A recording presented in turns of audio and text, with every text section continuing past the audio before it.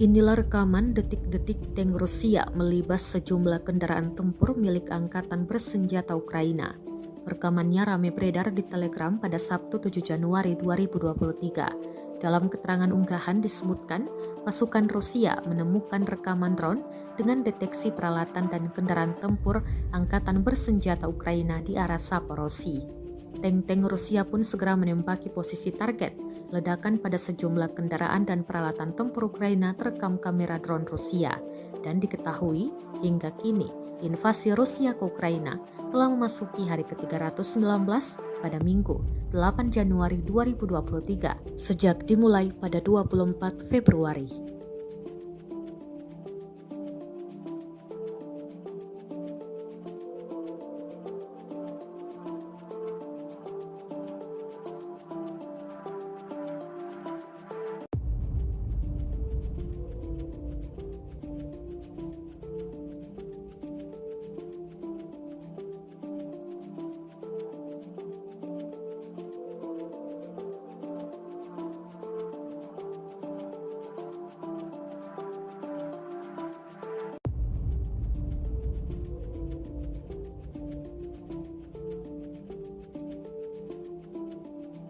Terima kasih sudah nonton.